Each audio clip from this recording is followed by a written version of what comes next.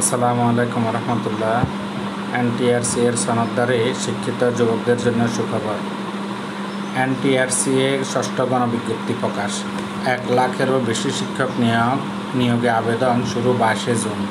বেসরকারি শিক্ষা প্রতিষ্ঠানে শিক্ষক নিয়োগের লক্ষ্যে বেসরকারি শিক্ষক নিবন্ধন ও প্রত্যয়ন কর্তৃপক্ষ এনটিআরসি এ ষষ্ঠ গণবিজ্ঞপ্তি 2025 প্রকাশ করেছে।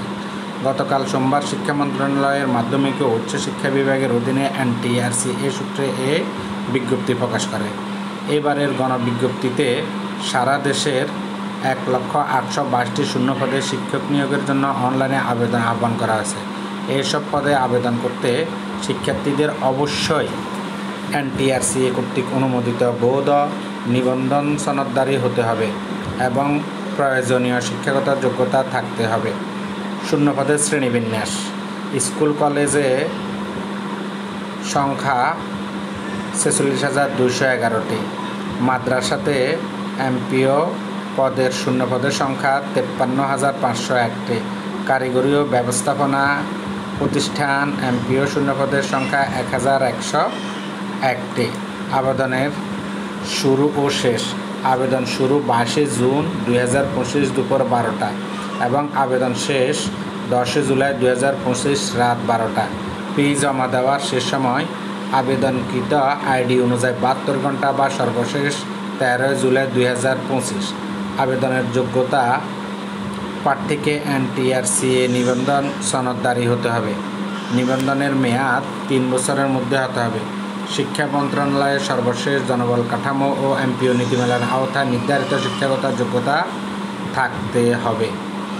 মহিলা কোটা কার্যকর নয়, তবে কিছু নির্দিষ্ট পদে যেমন বালিকা বিদ্যালয়, শারীরিক শিক্ষার শিক্ষক শুধুমাত্র নারী প্রার্থীদের আবেদনের সুযোগ রয়েছে। আবেদন প্রক্রিয়া ও নিয়মাবলী: সর্বোচ্চ 40টি শিক্ষা প্রতিষ্ঠান পছন্দের তালিকায় রাখা যাবে।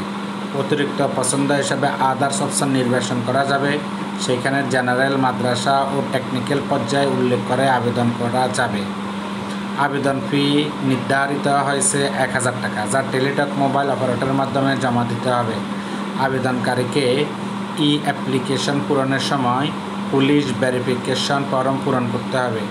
ইন্ডেক্সধারী শিক্ষকদের জন্য নির্দেশনা: একই পদে পুনরায় আবেদন করা যাবে না, তবে অন্য উচ্চতর বা নিম্নতর পদের জন্য সনদ থাকলে আবেদন করা যাবে। বিশেষ নির্দেশনা: ধর্ম ও নৈতিক শিক্ষার পদের জন্য আবেদনকারীকে অবশ্য উক্ত ধর্মের অনুসারী হতে হবে। আবেদনকারী একবার সাবমিট করার পর কোনো সংশোধনের সুযোগ থাকবে না।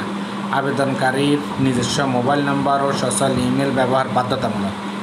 এনটিআরসি এ জানিয়েছে, প্রার্থীর মেধাক্রম ও পছন্দ অনুযায়ী একাধিক ধাপে ফলাফল প্রক্রিয়া করা হবে এবং ফলাফল প্রকাশের পর প্রার্থী ও সংশ্লিষ্ট প্রতিষ্ঠানকে অবহিত করা হবে। সতর্কতা: নিয়োগ সুপারিশপ্রাপ্ত কোনো প্রার্থীকে যদি নির্ধারিত সময়ের মধ্যে নিয়োগপত্র প্রদান না করা হয়, তবে সংশ্লিষ্ট শিক্ষা প্রতিষ্ঠান ও ম্যানেজিং কমিটির বিরুদ্ধে যথাযথ আইনানুগ ব্যবস্থা গ্রহণ করবে। এনটিআরসি যে কোনো প্রয়োজনে বিজ্ঞপ্তির সত্য সংযোজন, বিয়োজন বা পরিবর্তন অধিকার সংরক্ষণ করে। বিস্তারিত জানার জন্য আবেদন করতে ভিজিট করুন www.ntrca.gov.bd অথবা